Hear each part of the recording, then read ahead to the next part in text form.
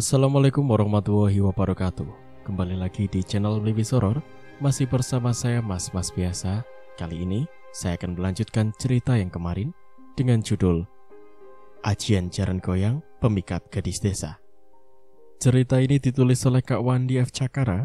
Jadi buat kalian yang ingin membaca ceritanya secara langsung, kalian bisa kunjungi link dan profil yang sudah saya sertakan di deskripsi. Tanpa berlama-lama, langsung saja kita ke ceritanya. Buat kamu, apa sih yang enggak? Kamu boleh belajar ilmu apapun dariku. Tapi ingat, tak boleh seorang pun yang tahu. Kau harus mencari tempat yang orang lain tidak tahu. Terutama orang yang kamu kenal. Iya Nini, aku akan pegang janjiku. Ya sudah, sekarang mari aku antar kau pulang. Aku memegang tongkat ular itu. Kemudian mulut Nyai berkomat-kamit. Sedetik kemudian tubuhku terasa melayang laksana terbang. Di lain waktu, sepulang kerja, aku kebetulan bertemu dengan Intan. Dia baru keluar dari swalayan membawa sebuah kantong kresek besar. Sepertinya habis belanja. Aku menghentikan laju motorku tepat di depannya. Mau pulang? Tanyaku. Kak Anjas. Kebetulan nih, jadi aku gak usah naik angkot deh. Candanya. Intan, anak Kang Praja, memang sudah tak asing lagi buatku. Ia sudah aku anggap seperti adik sendiri. Aku dan Intan hampir tak ada batasan, karena Kang Praja sendiri sudah menganggap aku bagian dari keluarga mereka. Intan, anak kedua dari pasangan Kang Praja dan Bibi Sri. Mereka juga selalu senang melihat Intan mau belajar dan bertanya banyak hal kepadaku. Kak Anjas, pasti bahagia punya istri cantik seperti Nur, kata Intan saat berada di atas motor. Ya, aku rasa aku memang beruntung bisa memiliki istri seperti dia, karena perjuanganku menaklukkan dirinya tidak sia-sia. Balasku. Tapi Kak, aku cemburu loh. Dasar bocil, pakai cemburu segala. Memang kamu udah mau pacaran, bocil? Rasanya gak enak juga sih kalau gak mengantar Intan sampai rumahnya. Padahal sekarang kan aku dan Nur sudah tinggal di kota, di rumah pemberian ini pelet. Ucapku dalam hati. Sedangkan rumah Intan berdekatan dengan rumah keluarga Nur. Sampai di rumah Intan, aku langsung masuk. Memang keluarga Intan bagiku sudah seperti keluarga sendiri. Rumah kelihatan sepi-sepi saja. Tak seorang pun yang terlihat di dalam. Aku mengambil air dalam kulkas lalu keluar. Seperti biasanya, Intan merapatkan tubuhnya di sebelahku duduk. Tapi sekarang aku merasa risih. Aku takut ada orang yang melihat kami berdua-duaan. Aku pulang dulu ya. Aku khawatir Nuraini nungguin, kataku beralasan. Kakak, jangan pulang dulu dong. Ayah sama ibu lagi pergi. Kang Yanto belum pulang, ucapnya. Ini kan masih sore, Intan. Masa kamu takut sih? Enggak, aku enggak takut apa-apa. Aku cuma takut ditinggalin sama kamu, Kak. Dasar bocil, mana pernah aku ninggalin kamu. Kamu kan adikku satu-satunya. Intan menengadahkan wajahnya, matanya sedikit terpejam. Mungkin kalau aku belum menikahi Nur, aku sudah melakukan sesuatu kepadanya. Lalu aku hanya menempelkan jari telunjukku pada bibirnya sambil berkata, bukan muhrim. Dengan wajah kecewa, Intan mengantar aku keluar, dan laki-laki ia memberi isyarat dengan menempelkan kedua jarinya. Setelah sampai di rumah, Nuraini sudah menyambutku. Mas, kamu kok lama banget sih pulangnya? Biasanya kan paling lambat jam 5, ini sampai mau isya, sambut Nur ketika aku masuk. Aku ketemu Intan, dia habis belanja, jadi sekalian aku ponceng. Intan, terus? Ya aku antar sampai rumah. Aku mengangguk. Mas, sekarang kamu sudah punya aku, Mas. Bahkan sebentar lagi punya anak. Jangan-jangan memang kalian ada main. Aku hanya tertunduk mendengar tuduhannya. Kenapa aku terlalu jujur menceritakan hal ini? Namun bila aku berbohong, itu bukan sifatku. Sudahlah, aku minta maaf. Tapi aku senang kalau kamu cemburu. Itu berarti kamu benar-benar mencintai aku. Ku dekati wajah istriku yang memerah. Ku belai rambut panjangnya. Nur menjatuhkan kepalanya pada dadaku. Ku dekap erat tubuhnya yang sudah memakai gaun tidur tipis. Ku pondong lalu aku letakkan penuh kasih di atas ranjang. Nur memandangku. Bibirnya mulai terbuka. Perlahan aku mengecup keningnya dan ku ucapkan kata, "Selamat bobo sayangku." Entah kenapa belakangan ini aku sering keingatan sama Intan, gadis yang selama ini aku anggap sebagai adikku. Putri Kang Praja yang kini telah beranjak dewasa itu sering bermain dalam bayanganku. Tubuhnya yang tinggi semampai dengan pinggul yang indah seringkali mengusik perasaanku. Intan memiliki wajah oval dengan mata agak bulat dan bibir sensual. Aku mengenal Intan sejak lama, sejak ia masih duduk di sekolah dasar. Bermula saat menjelang 17 Agustusan, aku diminta teman-teman untuk menggambar di Kapura. Rupanya lukisanku menarik perhatian Kang Praja, seorang seniman serba bisa yang cukup terkenal di kampungku. Kang Praja mengajak untuk bergabung bersamanya. Kang Praja punya perhatian khusus kepadaku. Beliau menganggapku sebagai muridnya. Ia juga mengundangku ke rumahnya. Ternyata keluarga Kang Praja adalah keluarga yang hangat. Kang Praja memberikan kebebasan kepadaku. Bahkan kedua anak Kang Praja, Yanto dan Intan, menganggapku seperti saudara sendiri. Sejak saat itulah aku dan Intan sering berduaan. Ia tak segan meminta tolong aku mengerjai tugas sekolahnya. Ia juga begitu manja. Sering ia duduk di atas pangkuanku sambil memeluk leherku. Baginya aku melebihi dari Yanto, kakaknya. Mungkin Yanto memang punya watak kasar dan sedikit kaku, maka kemanjaannya ia tumpahkan kepadaku. Tapi itu dulu. Sekarang aku berpikiran lain tentang hasratku untuk menyentuhnya, membelai, dan mencium aroma tubuhnya yang memiliki daya rangsang yang hebat. Sejak aku memboncengnya pulang, sejak saat itulah Nuraini istriku cemburu. Perasaan lain mulai tumbuh dalam batinku. Apa yang telah terjadi padaku? Dan kenapa aku harus punya perasaan seperti ini? Kenapa baru sekarang? Kenapa tidak dari dulu? Sebelum aku jatuh cinta kepada Nur, gumamku dalam hati. Malam ini, aku merasa ada yang aneh. Keinginanku untuk bertemu Intan tak dapat kubendung lagi. Sayang, aku ada telepon dari kerjaan. Aku harus lembur menggantikan temanku yang gak masuk. Aku beralasan pada istriku yang tengah membuat kopi. Kok mendadak sih? Entahlah, jadi kamu malam ini tidur di rumah ibu aja ya? Nur mengiyakan, lalu kami meluncur menuju rumah ibu mertuaku yang tak jauh dari rumah Intan. Sedang apa ya sekarang? Bagaimana ekspresinya nanti melihat aku datang? Batinku yang berandai-andai jika bertemu dengan Intan. Setelah selesai menaruh Nuraini di rumah mertuaku, aku menuju ke rumah Intan. Intan seperti tahu kalau aku akan datang. Ia segera bangkit dari duduknya, lalu menyambutku begitu hangat. Intan memelukku seolah tidak bertemu begitu lama. Dan anehnya aku sama sekali tak menolaknya. Aku membalas pelukannya. Dan entah siapa yang memulai, kami sudah terbuai dalam alunan irama dosa. Aku benar-benar tak mampu melepas semua ini, malah begitu menikmatinya.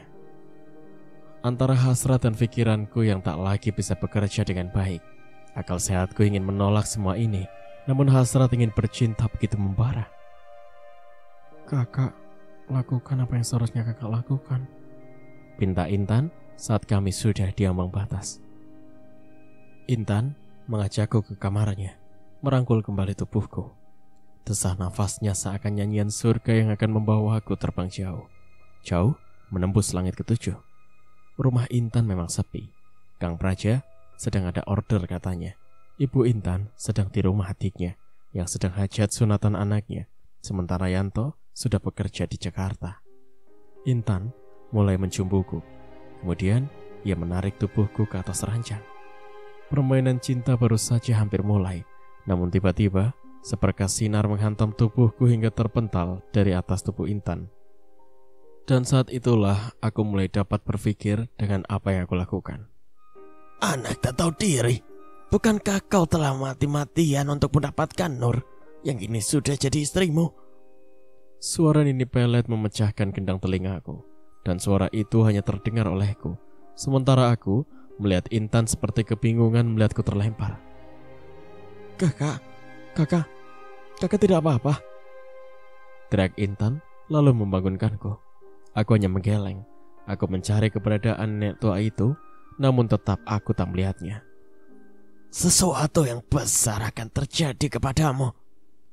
Suara nenek sudah tak terdengar lagi.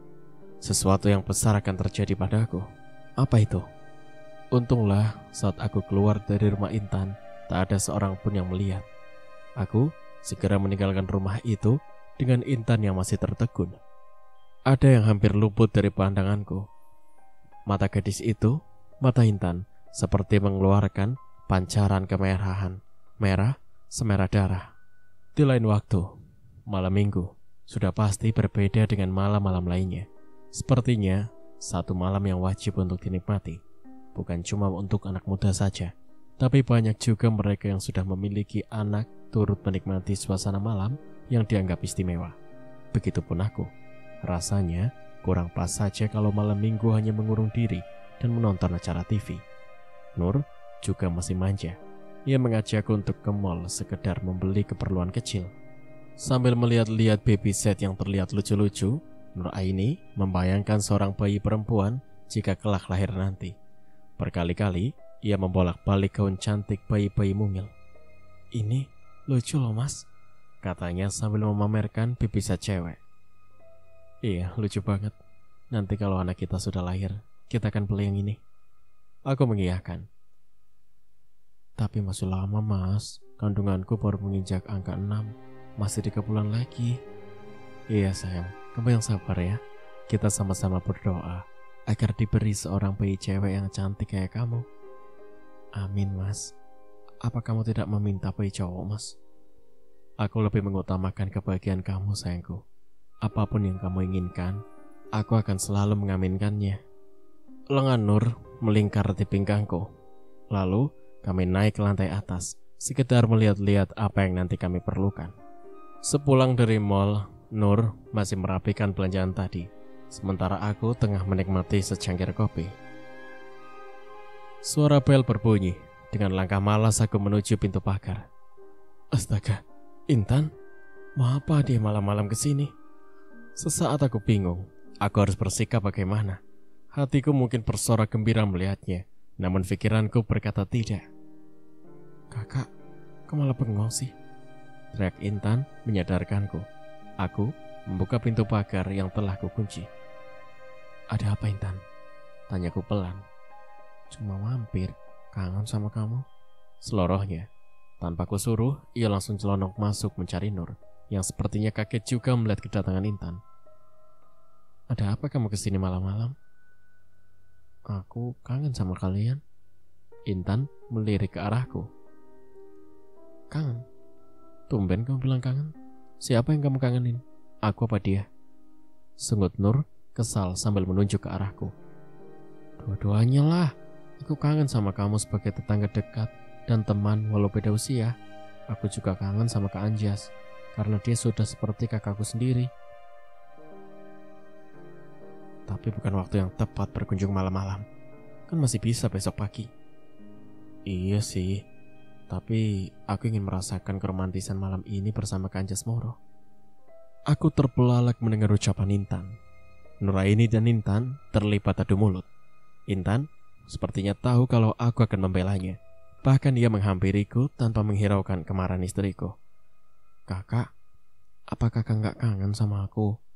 Apa kakak menganggapku sampah yang mudah kamu buang begitu saja? Pelukan dan cumbuan kakak waktu itu masih terasa di sini, kata Intan sambil membawa tanganku menyentuh dadanya. Ia sengaja menekan telapak tanganku di bagian buah dadanya yang mulai berisi. Bagai kerbau dicucuk hidung, aku menurut saja. Mas, teriak Nur, histeris melihat aku dan Intan yang seolah tidak memperdulikannya. Kamu keterlaluan, Mas. Kamu sudah membuat aku sakit dengan melihatmu seperti ini. Ternyata desas-desus yang aku dengar selama ini benar. Kamu jahat, Mas, teriak Nur. Lalu Nur pergi keluar dan membanting pintu. Aku tersadar ketika mendengar suara bantingan pintu. Tanpa menghiraukan Intan, aku mengejar istriku. "Nur, tunggu aku. Aku akan jelaskan semua ini," teriakku sambil setengah berlari. Nur berhasil ku kejar. Ia meronta namun aku tak melepaskannya. Ku dekap istriku dalam pelukanku. "Aku minta maaf sayang. Aku tak tahu kenapa jadi seperti ini." Nuraini menangis dalam pelukanku. Drama, mirip sinetron deh. Baru segitu aja udah nangis. Ini baru permulaan, Nur. Aku memang mencintai Kak Anjas sejak lama. Intan dengan santainya mengungkapkan perasaannya. "Pergi! Aku gak sudi punya teman seperti kamu. Apa kamu gak punya otak ingin merampas suami orang?" Nur kembali beringas. Aku mencegahnya. "Otak? Tentu aku punya otak. Karena itu aku berpikir bagaimana cara untuk mendapatkan Kak Anjas." "Sudah, Intan. Aku minta sekarang kamu pulang." Aku kelepasan menghardik Intan. Intan menatapku. Benar, aku seakan melihat sorot mata gadis itu berpendar berwarna merah. Astagfirullahaladzim. Ada sesuatu yang aneh. Sikap Intan pun kurasa janggal. Senyum itu senyum misterius. Keesokan paginya, aku dan istriku pergi ke klinik untuk memeriksakan kandungan yang sudah menginjak 6 bulan. Setelah dicek, dokter menyatakan semua baik. Kandungan Nur normal, begitu juga dengan bayi di dalamnya. Aku begitu khawatir kalau dia stres karena ulah Intan. Di jalan kami bertemu dengan Kang Praja. Aku menyelaminya, tapi Nur tidak. Ia diam dan hanya memandang Kang Praja dengan tatapan kebencian. Kang Praja tersenyum, senyum tanpa ketulusan, senyum yang penuh tanda tanya. Ada apa ini? Singkat cerita, acara syukuran 7 bulanan kehamilan istriku digelar di rumah orang tuanya. Mulanya aku ingin diadakan di sini, di rumah pemberian ini pelet. Rumah mewah di kawasan jantung kota. Tapi acara itu kami urungkan, sebab di kawasan seperti ini kami belum pernah melihat acara seperti ini. Kawasan perumahan yang penghuninya mayoritas pegawai atau pengusaha. Kami pun tak mengenal satu sama lain. Pernah juga aku berniat pindah rumah ke perkampungan saja, di mana kami bisa hidup normal dalam keseharian, hidup bermasyarakat, bersosialisasi, dan penuh kebersamaan. Nurani dimandikan air bunga, mengenakan kain dan kemben. Hampir semua tetangga menghadiri acara syukuran itu. Di sini begitu kental arti dari kebersamaan. Malam pun tiba. Nuraini sudah terlelap dalam tidurnya. Aku masih menemaninya di atas pembaringan. Sesekali, aku mengusap perut istriku dengan lembut penuh kasih, mencium perut yang putih mulus yang kini menggunung. Aku membayangkan kalau bayiku yang berada dalam kandungan itu seorang bayi mungil perempuan, kelak cantik seperti istriku. Suasana malam yang sunyi ditambah dingin yang terasa membekukan tulang. Dari jendela masih terlihat sisa-sisa rintik hujan. Seketika, aku seperti mendengar suara tangis. Suara seorang wanita meminta tolong. Aku keluar untuk mencari sumber suara. Tepat di seberang jalan, aku melihat sosok wanita itu. Aku menghampirinya, tubuhnya basah kuyup, bekas terguyur air hujan. Dan ketika ia menengadahkan wajahnya, aku terkejut. Intan? Namun, Intan melangkah perlahan menjauhi dariku. "Intan, tunggu!" teriakku. Gadis itu tetap melangkah. Aku pun tetap mengikuti langkahnya. Tanpa terasa, langkahku telah sampai di luar kompleks. Sesekali Intan menengok kepadaku. "Berhenti, Intan. Kau mau kemana?" "Ikuti aku, Kak." Suara Intan terdengar parau. "Jangan kau ikuti dia. Sadarlah anakku. Kau jangan terperdaya olehnya." Suara nenek tua menyadarkanku. Bagai robot aku menghentikan langkahku. "Ya bukanlah Intan. Kau dalam pengaruh peletnya. Sekarang cepat pulang. Jangan tinggalkan istrimu sendirian." "Nini, tolong aku. Aku tak tahu apa yang tengah aku alami ini." "Nanti aku akan beritahu. Sekarang pulanglah." "Baiklah Nini. Terima kasih atas pertolonganmu." Sesampainya di rumah, aku melihat istriku masih terlelap dalam buaian mimpi. Bibirnya mengembangkan senyum. Ku kecup keningnya, lalu aku mendekapnya. Suara pintu diketuk dari luar. "Siapa sih? Kok gak pencet bel dulu?" "Ah, apa mungkin pintu pagar belum kukunci dan masih terbuka.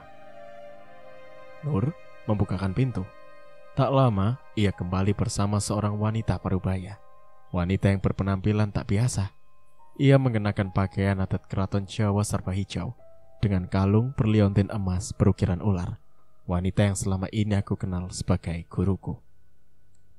Nuraini menuangkan air putih, lalu dengan sopan memberikannya kepada Nini.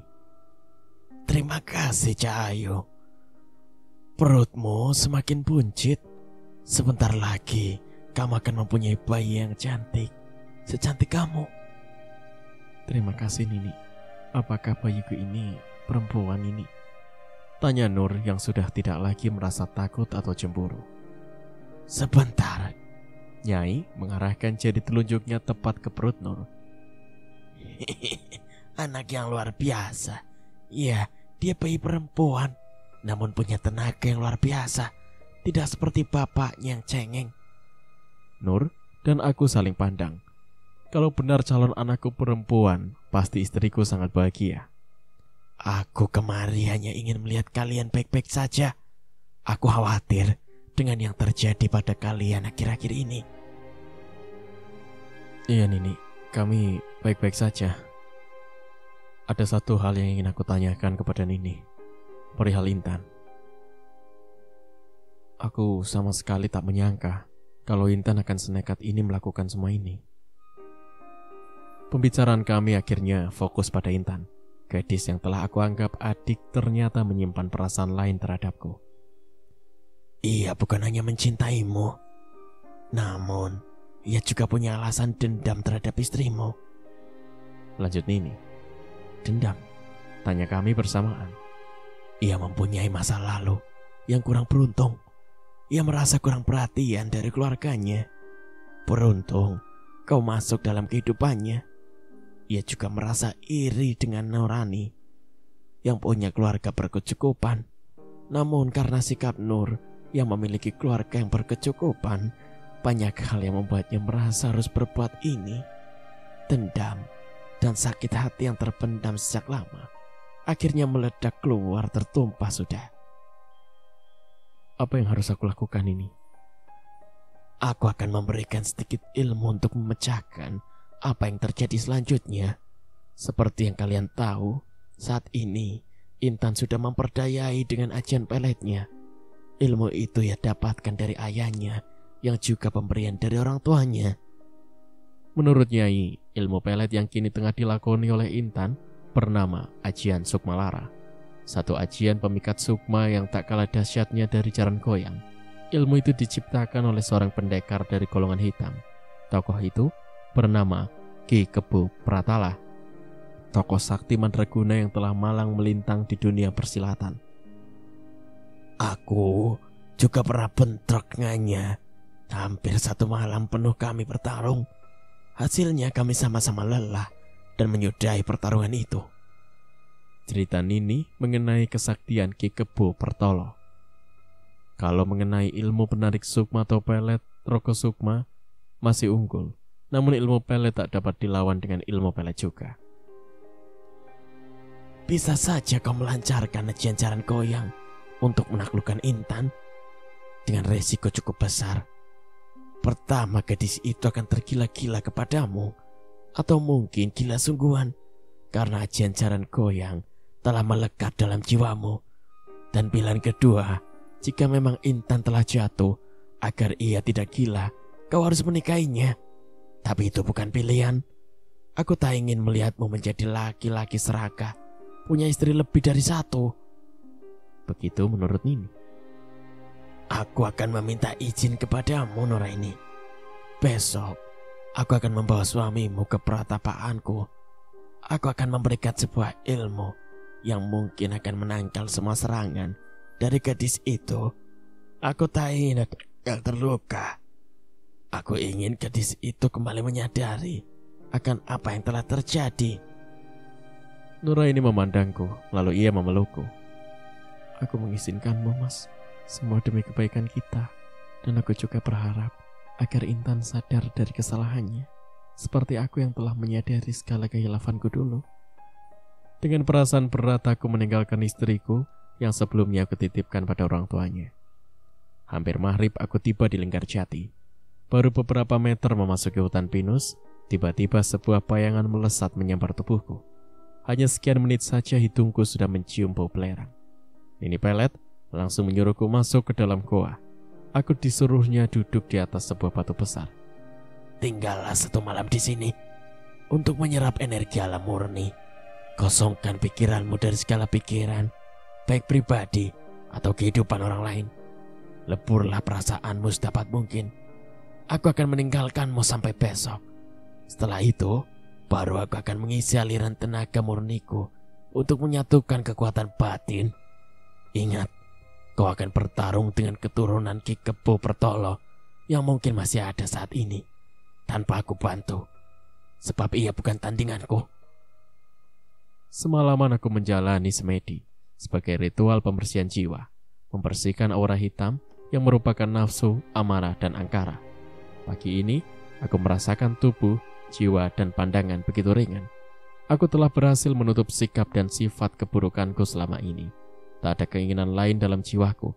Aku hanya ingin melihat istriku bahagia. Nini kembali menemuiku. Kembalilah pada istrimu. Kini kau telah mampu membentengi dirimu dari penakluk sukma dari gadis itu. Aku merasakan kalau semalam dia melancarkan ajian itu. Tapi kau jangan terlena, sebab bisa dan mungkin saja ia akan berbuat lebih. Setelah mendapat wejangan dari Nini, aku pun pulang. Tubuhku terasa begitu ringan saat menuruni Bukit Ciremai. Aku tak habis pikir bagaimana mungkin nenek tua itu bisa bertahan hidup sampai saat ini. Usianya mungkin lebih dari 200 tahun, namun masih mampu bergerak selincah gadis usia belasan. Ilmu alih rupa dan belah raga Nyai begitu sempurna, sehingga ia mampu berada di 2 tempat dalam waktu bersamaan. Hari-hari pun berlalu dengan cepat. Tak terasa, kini kehamilan istriku sudah tinggal menunggu waktu untuk melahirkan anak pertama kami. Aku dan ibuku serta ibu mertuaku sudah sejak siang tadi menemani Nur, yang sudah berada di ruangan khusus di ibu bidan. Ayahku dan ayah Nur juga ikut menemaniku untuk memberikan semangat kepadanya. Bidan mengatakan kalau istriku akan melahirkan sekitar 1 jam lagi. Aku berkali-kali melihat jam di handphone. Sekarang baru pukul 11 lebih. Aku menyempatkan diri untuk bergabung dengan ayah dan bapak mertuaku. Suasana malam semakin sepi. Angin bertiup malas. Pepohonan pun seperti beku dia mematung. Mataku terasa begitu berat.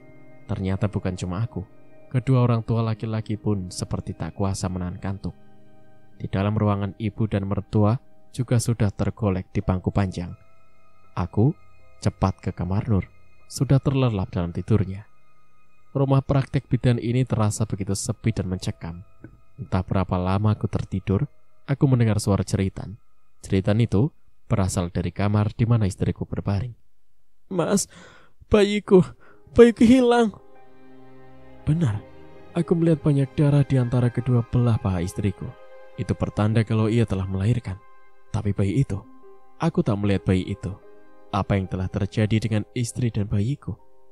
Kebingunganku membuat semua yang ada di ruangan itu semakin panik. Kemarahanku berkobar. Aku akan mencari bayiku. Aku akan mencari siapa yang telah mengambilnya. Akan ku kejar walau sampai ke ujung dunia atau ke lubang semut sekalipun. Mungkin pelaku penculikan ini ada hubungannya dengan Intan. Namun apa mungkin ia berani bertindak senekat itu? Aku mulai mencoba semua pemberian nenek tua. Aku mengosongkan pikiranku, melemaskan seluruh sendi-sendi kehidupanku. Tubuhku semakin lemah, dan lemah. Tubuhku terkulai. Sukmaku berhasil keluar meninggalkan ragaku. Aku melayang seperti kapas tertiup angin. Bau anyar darah tercium begitu dekat. Semakin dekat, aku dengan bau itu, semakin terasa denyut jantungku menghentak. Darah itu, darah bayi dan darah dagingku. Sebuah rumah kecil di sebuah perkampungan itulah bau darah itu berasal. Seperti dugaanku, di dalam rumah itu, seorang bayi yang masih merah segar disertai ari-ari yang masih menempel di perutnya, tergeletak di atas tempat tidur. Bayi merah itu tak sendirian, namun ditemani seekor ular besar berwarna hitam. Aku begitu yakin kalau bayi itu memang anakku. Denyut jantung anak itu begitu terasa dalam detak jantungku. Apalagi saat seorang gadis keluar dari sebuah kamar. Ternyata memang benar kalau di balik semua ini adalah perbuatan Intan. Intan tidak tahu akan keberadaanku. Namun ular besar itu begitu peka. Kepala ular itu seperti mencari keberadaanku. Mulutnya yang lebar mengeluarkan lidah percabangnya. Rupanya, kini ia benar-benar tahu posisiku. Kepala ular itu mematuk tubuhku, tapi meleset karena aku dengan cepat menghindar. Intan seperti kebingungan melihat ular yang sejak tadi menemani bayi itu. Kini barulah seakan tengah menyerang sesuatu. Mata Intan seperti beringas mencari ada apa semua ini. Sebelum ular itu menyerangku lagi, dengan secepat kilat aku menyambar ekornya. Ular berukuran besar itu ternyata cukup berat. Aku terpaksa mengeluarkan tenaga ekstra, tenaga dalam murni yang telah disalurkan nenek tua itu. Aku berhasil membanting dan membenturkan kepala ular hingga rengkah. Ular besar hitam itu menggelepar-gelepar untuk beberapa saat, kemudian berubah menjadi asap tipis berwarna hitam. Asap itu kian menipis, lalu sirna tertiup angin. Kulihat Intan seperti kebingungan. Mbah, tolong aku!" teriak Intan. Namun tak seorang pun yang datang. Aku hanya memperhatikan gadis itu dengan rasa kasihan. Benarkah ia cemburu karena mencintaiku sejak dulu? Atau memang dendam? Muncul sebuah dilema. Apakah aku harus mengambil bayiku atau meninggalkannya untuk sementara? Kalau menuruti kata hati, ingin aku membawa bayiku pulang membuat istriku bahagia. Tapi di sisi lain, Intan akan semakin stres dan berbuat lebih dari ini. Aku khawatir ia semakin nekat tanpa memperdulikan dirinya lagi. Intan berlarian sambil berteriak memanggil Embah. Aku menunggu siapa yang dipanggil dengan sebutan Embah itu. Namun, sampai Intan kembali ke kamar, Embah itu tidak terlihat juga. Karena rumah keluarga Nuraini dengan Intan bertetangga, akhirnya aku memutuskan untuk mengunjungi Kang Praja. Sudah cukup lama aku tak bertemu dengannya. "Wah, baru kelihatan. Kemana aja kamu? Jadi," tanya Kang Praja melihat kedatanganku. "Ya lumayan sibuk lah Kang, mengurus kerjaan juga istri." "Intan mana Kang?" tanyaku memancing. "Dia di kampung sama neneknya." Aku minta maaf atas kejadian ini Kang. Aku tak tahu kalau Intan menaruh hati kepadaku. Aku kira dia menganggapku cuma sebagai kakak. Kang Praja menatapku tajam. "Apa kamu tak merasa kalau kamu juga mencintai Intan?" Aku menggeleng. "Luar biasa. Aku semakin yakin kalau ajian jalan goyang telah kamu kuasai." "Maksud Kang?" "Aku kasihan melihat anakku tergila-gila kepadamu. Tapi mana mungkin kau sudah beristri. Tapi ia tetap pada pendiriannya agar bisa mendapatkanmu. Aku kagum denganmu. Ternyata ajian pelumpuh sukma yang aku berikan padanya sama sekali tak berpengaruh padamu." Kang Praja sepertinya mengejekku. Akang terlalu merendah. Bukan tidak berpengaruh Kang. Aku sempat dibuat setengah gila. Malah aku sempat mencari Intan. Saat itu Akang tidak di rumah. Namun ada yang lebih hebat dari ajian itu. Iman. Aku yakin sehebat apapun ilmu yang dimiliki seseorang, tak akan mampu menandingi kuasa Sang Pencipta." Kang Praja manggut-manggut. "Oh ya, bagaimana dengan anakmu? Sehat? Sepertinya aku tak mendengar suara tangisnya." Lanjut Kang Praja. "Anakku sehat-sehat saja Kang. Ia terlihat cantik seperti ibunya." Kang Praja mengernyitkan dahinya, seakan terkejut mendengar kata-kataku. "Tapi..." Ia tak melanjutkan kata-katanya. "Tapi apa Kang?" "Oh tidak, syukurlah kalau anakku sehat. Aku heran kenapa Intan belum kembali." "Mungkin dia betah tinggal bersama neneknya, atau mengurus sesuatu mungkin." "Apa itu?" "Mana aku tahu. Tapi aku akan mencoba mengajak Intan pulang. Besok aku akan ke rumah neneknya Intan." Nuraini tetap kekeh pada pendiriannya. Ia ingin aku mengambil anakku dari tangan Intan. Apa boleh buat, aku akan menuruti permintaan istriku dengan risiko yang cukup besar. Namun sebelum berangkat, aku mendengar jeritan keras dari dalam kamar. Nur dengan wajah tegang, matanya melotot dengan mulut yang menganga. Tubuhnya berguncang-guncang dari telapak kaki bergerak hingga perut. Seperti ada sesuatu entah itu apa. Bagai gumpalan-gumpalan terus bergerak naik turun. "Nur, kamu kenapa?" tanyaku panik. Tapi ia tak menjawab dan hanya mengerang menahan sakit. Perut istriku mulai membesar. Aku tak sabar ingin tahu apa yang bergerak dalam tubuh istriku. Dengan izin Tuhan, aku menyentuh perut istriku. Sekilas aku melihat selarik sinar putih tipis menghantam dadaku. Tubuhku terpental dari kursi tempat dudukku. Aku terjerembab ke lantai. Aku mulai merasakan sesuatu yang hebat di kamar ini. Hawa panas mulai terasa menyerang tubuhku. Aku percaya kalau Sang Maha Pencipta akan melindungi kami. Dengan berbekal ilmu yang diturunkan nenek tua itu, aku bersiap menghadapi segala kemungkinan. Tak ada pilihan bagiku selain menggunakan aji pemisah sukma. Setelah sukmaku keluar dari ragaku, aku baru dapat melihat dengan jelas apa yang telah menyakiti istriku. Sesosok makhluk yang seukuran manusia, berbulu lebat seluruh tubuhnya. Wajah makhluk itu mirip serigala dengan telinga panjang menjuntai dan mata merah membara. "Keluar dari tubuh istriku, atau aku akan memusnahkanmu." Makhluk itu hanya menggeram, memperlihatkan gigi-giginya yang hitam dengan taring pada sudut moncongnya. Dengan rauman keras, ia berusaha menerkamku. Namun sebelum cakar-cakarnya menyentuh tubuhku, aku segera menghindarinya. Pukulanku telak mengenai kepalanya. Sepertinya ia merasa pusing. Mencoba bangkit kembali. Kali ini serangannya semakin ganas. Makhluk itu berputar dengan cepat hampir tak terlihat. Namun dengan kekuatan sejati, aku dapat merasakan siupan angin saat ia menerjangku. Untuk kedua kalinya pukulanku menghantam kepalanya. Makhluk itu mengerang kesakitan. Cairan hitam keluar dari tengkorak kepalanya yang pecah. Makhluk itu menggelepar. Ia melolong panjang untuk yang terakhir kalinya. Dengan merapal ajian Bayu Rakso, aku membuang jauh bangkai makhluk itu. Raung kesakitan masih terdengar jelas. Namun bukan dari makhluk tadi, melainkan suara itu berasal dari rumah Intan. Ada apa lagi nih? Kenapa semakin hari semakin kacau? Jangan-jangan... Wah, tidak. Apa yang aku khawatirkan pun terjadi. Bapak mertuaku menceritakan kalau Kang Praja kini sedang sekarat. Dengan tubuh yang masih letih sehabis bertempur tadi, aku melihat keadaan Kang Praja. Aku menyaksikan guru sendiku itu tengah sekarat. Ada bekas pukulan di bagian dada kirinya, seperti hangus terbakar. Kang Praja mengerang menahan rasa sakit di kepalanya yang banyak mengeluarkan darah. "Kang, Akang kenapa, Kang?" tanyaku seolah tak tahu apa-apa. Kau sakit, panas." Kang Praja meracau. "Apa yang terjadi, Kang?" Aku gagal membela anakku. Ternyata aku kalah olehmu." "Apa maksud Kang?"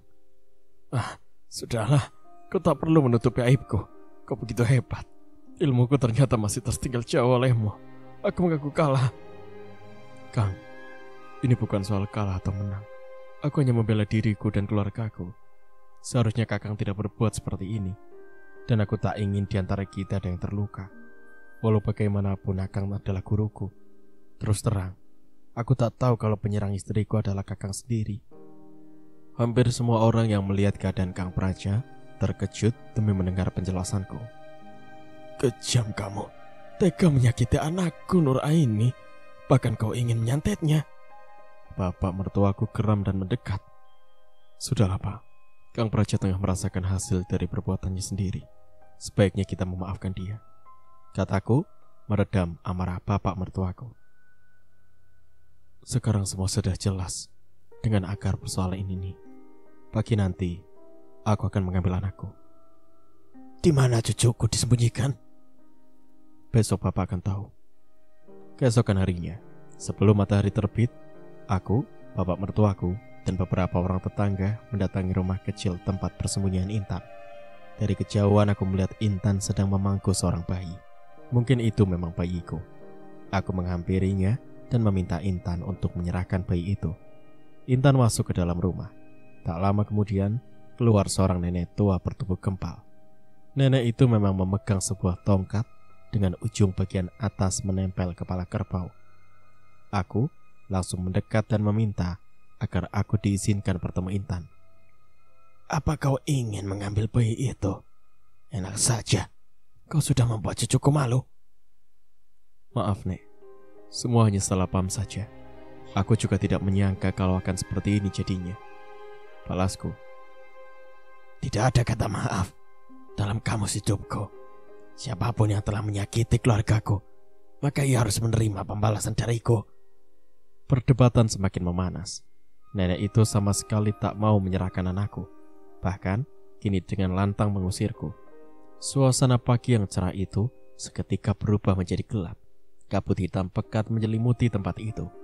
Apa yang terjadi? Tubuhku seakan terasa lemah diserang rasa kantuk yang teramat berat. Aku melihat bapak mertua dan juga beberapa orang yang ikut bersamaku juga mengalami hal yang sama. Bahkan kini, mereka telah tumbang tergolek di atas tanah.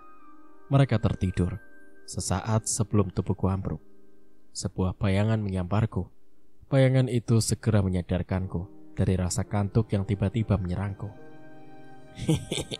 Anak songong, kau lupa kalau kau takkan mampu menahan ajian sirap. Bayangan itu ternyata sosok perempuan muda yang cantik jelita. Namun aku tetap mengenalinya. Kalau ia adalah Nini Pelet. Aku terpaksa turun gunung lagi. Aku tak mau kehilanganmu, anak bandel. Aku tertegun melihat penampakan Nini yang cantik seperti gadis usia belasan. Nini berpenampilan unik. Ia mengenakan celana jeans dengan kaos biru. Rambut Nini pun dikepang dua. Aku ingin tertawa melihat penampilannya. Siapa kau, gadis ingusan? Kenapa ikut campur urusan orang? Hardik si nenek bertubuh tambun itu sambil menyeringai memperlihatkan gigi-giginya yang hanya tinggal dua. Jangan panggil aku anak ingusan, nenek gendut. Kalau kau tahu siapa aku, mungkin kau akan lari terkencing-kencing. Sombongnya, cepat katakan sebelum kau menyesal. Seketika itu juga tubuh Nini berputar. Sesaat kemudian menghilang dari pandangan. Dan berubah wujudnya menjadi wujud yang sesungguhnya. Kau Nini Pelet. Benarkah kau Nini Pelet? Nenek tambun itu seperti terkesiap melihat Nini yang kini telah berwujud seorang perempuan tua yang bertubuh bungkuk. Bagus, aku hanya pernah mendengar namamu dari eyangku. Tak kusangka kau masih hidup, nenek siluman. Siapa orang yang kau sebut eyang itu? Ki Kebo Bertolo, tokoh sakti tanpa tanding. Kau pasti mengenalinya. Ternyata nenek bertubuh tambun itu murid sekaligus cucu dari Ki Kebo Bertolo, tokoh sakti pada zaman Nini Pelet yang pernah malang melintang di dunia persilatan. Aku sangat beruntung bisa melihat dan bertemu langsung dengan tokoh sakti pemilik ajian jaran goyang. Aku hanya mendengar nama besarmu dari cerita orang saja. Sekarang aku punya kesempatan untuk melihat kesaktianmu, Nini Pelet. Kau bukan tandinganku, nenek gendut. Lagi pula, aku sudah tak mau mengotori tanganku ini. Hadapi saja murid bandelku ini. Selesai berkata, Nini menyingkir dan hanya mengawasi aku dari jauh. Nenek tambun itu mulai menyerangku. Aku hanya sedikit menghindar. Aku sendiri merasa heran, tubuhku begitu ringan. Berkali-kali ia menyerangku, namun tetap saja dapat aku hindari. Karena kesal, si nenek menggunakan tongkatnya. Ia menghantam mengenai pinggulku. Aku terpental tepat di hadapan Nini Pelet. Anak bodoh, kau tak pernah olahraga rupanya. Nah, gunakan ini. Nini memberikan sebuah ranting bambu kecil. Aku agak bingung saja. Ranting bambu kecil seperti ini mana mampu menghadapi tongkat berkepala kerbau sebesar itu. Kenapa? Takut? Ranting kecil itu adalah bambu kuning. Benda itu dapat melumpuhkan ilmu kebal nenek gendut itu. Serang bagian kaki kirinya. Nini memberiku petunjuk. Setelah sekian lama bertarung, akhirnya aku berhasil menghantam kaki kiri si nenek dengan ranting bambu. Tubuhnya yang tambun ambruk terkulai di atas tanah becek. Sekarang terimalah ajian kabut hitam ini, anak setan. Ia bangkit kembali, lalu mengarahkan tongkatnya kepadaku. Tongkat mengeluarkan kabut hitam. Sebelum kabut itu menyentuh tubuhku, selarik sinar putih menerjang membuyarkan kabut itu. Kabut hitam berbalik mengarah pada si nenek. Akibatnya, ia terbatuk-batuk, lalu tubuhnya ambruk kembali. Aku menyerah, anak muda. Jangan sakiti aku. Kau boleh mengambil anakmu, tapi tolong jangan sakiti cucuku Intan. Cucuku. Nenek Tambun itu memohon. Tanpa menghiraukan nenek itu, aku segera masuk menemui Intan yang tengah mendekap anakku. Intan, semua sudah berakhir. Eyangmu sudah mengizinkan aku untuk membawa pulang anakku. Intan memandangku dengan sayu. Sepertinya ia sadar tak ada pilihan lain selain menuruti kata-kataku. Mari kita pulang, adikku. Kalau kamu mau mengasuh bayi ini, aku tak keberatan. Aku, Nur, dan kamu bersama membesarkan anak ini. Tapi mata itu, sorot mata Intan memancarkan kebencian yang begitu dalam. Mata itu seperti bukan miliknya. Mata gadis itu indah dengan bulu-bulu lentik, tapi kini yang kulihat, warna merah terpancar begitu jelas di bola matanya, seperti bola api yang siap membakar. Ia menatapku dengan penuh kebencian. Aku sudah terlanjur membencimu, Kak. Membenci istrimu.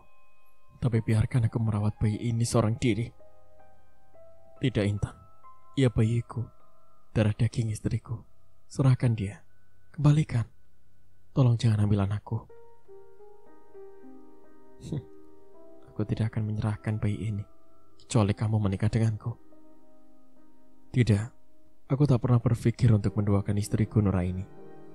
Dan kamu harus tahu, saat ini ayahmu dalam keadaan sekarat. Semua karena ulahmu.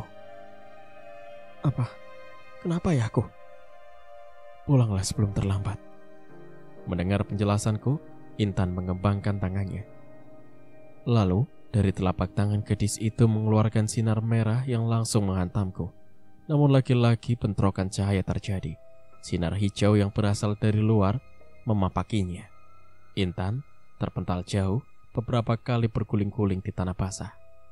Dan dari mulut Intan mengeluarkan darah segar. Jangan khawatir.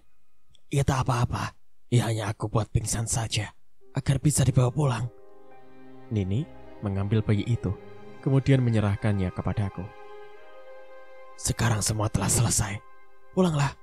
Bawa gadis itu agar ia melihat bapaknya yang sekarat. Terima kasih, Nini. Ternyata cerita yang pernah aku dengar itu salah ya. Dalam cerita itu, Nini Pelet adalah tokoh jahat. Tapi kenyataannya, Nini begitu baik kepadaku. Nini sudah banyak membantuku. Aku bisa memiliki istri yang cantik, memberi rumah mewah, juga harta yang banyak. Ada yang kamu lupa, Jakanteng. Apa itu? Kau juga sudah merasakan nikmatnya tubuhku yang peot ini. Aku ikut tertawa. Di lain tempat, Nuraini, istriku, begitu bahagia antara sedih dan senang. Ia memeluk bayi kami. Aku merasa terenyuh melihat ibu dan anak yang sempat dipisahkan oleh Intan karena dendamnya. Bersamaan itu pula, Kang Praja, ayah Intan, meninggal dunia karena makhluk suruhannya berhasil aku singkirkan. Menjelang pemotongan pusar bayi kami kembali mengundang tetangga dekat untuk ikut mendoakan anakku agar menjadi anak yang berguna. Entah dengan cara apa, tiba-tiba Nini sudah berada di depan pintu. Tanpa mengucap salam, karena ia belum mengenal agama saat itu, Nini langsung masuk ke kamar istriku. Semua mata tertuju kepadanya. Karena Nini memang tampil cantik, aku mengikutinya masuk. Siapa nama yang akan kamu berikan pada cucuku ini? Aku dan Nur saling pandang mendengar Nini menyebut cucu. Namun kami berdua tersenyum karena telah maklum akan sifat Nini. Ayu Sekar Arum Nini, jawab kami berdua hampir bersamaan. Sejenak, Nini seperti berpikir, lalu manggut-manggut.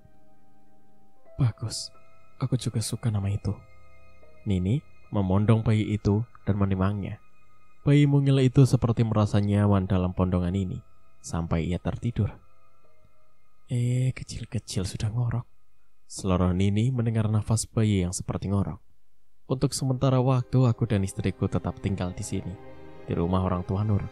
Mereka khawatir terjadi sesuatu bila tinggal di rumah kami. Mungkin Nur juga masih trauma atas kejadian yang baru saja kami alami. Bahkan bila Intan mampir berkunjung pun, ia masih ragu untuk menerimanya. Namun, karena bujukanku, Nur mau menerima kehadiran Intan. Nur, percaya deh sama aku. Aku sudah minta maaf sama kamu, sama suami kamu juga. Aku hanya ingin melihat anak itu saja. Anak ini telah menjadi saksi perseteruan antara kita. Semoga ia menjadi anak yang kuat dan hebat. Intan menepuk pelan bayi mungil itu. Namun Nuraini masih belum banyak berbicara. Ia hanya memandang Intan dengan pandangan ganjil, seperti malas melihat gadis itu. Sesekali juga Nur melempar pandangannya kepadaku. Mata Nur masih menyimpan kecurigaannya kepadaku. Apa mungkin aku masih mau menyelingkuhi istriku? Karena rumah keluarga Intan berdekatan dengan mertuaku, maka mau tak mau, aku atau Intan sering saling sapa. Hal itu terkadang membuat kecemburuan Nur muncul kembali. Padahal aku sudah berulang kali mengatakan tidak akan macam-macam. 1 tahun kemudian. Ya namanya juga laki-laki, bisa aja kan sembunyi-sembunyi masuk rumah dia. Gak akan sayang, aku telah memiliki bidadari-bidadari surga, kamu dan si mungil ini. Aku begitu beruntung sayangku. Siapapun tak pernah menyangka kalau aku bisa masuk dalam keluarga ini. Pikiranku kembali menerawang mengingat kejadian demi kejadian yang mungkin tak pernah akan terlupakan. Ayu Sekar Aru kini sudah mulai belajar berjalan. Benar juga kata Nyai, kalau anak kami akan memiliki kekuatan. Berkali-kali ia terjatuh, namun tak sekalipun aku mendengar tangisannya. Ayu malah tersenyum, bahkan tertawa, lalu kembali bangkit untuk kemudian melangkah lagi. Aku dan Nur tersenyum melihat perkembangan pesat anak itu. Nini Pelet sepertinya sudah kena pelet sang dewi kecil. Nini sering datang dalam wujudnya yang berubah-ubah. Nini sudah kami anggap menjadi bagian dari keluarga kami. Beliau pernah berjanji kalau ia tidak akan turun gunung untuk mencampuri urusan keduniawian. Ia sudah terlalu kenyang makan asam garam kehidupan. Ratusan tahun malang melintang di dunia persilatan. Beliau tokoh sakti tanpa tanding.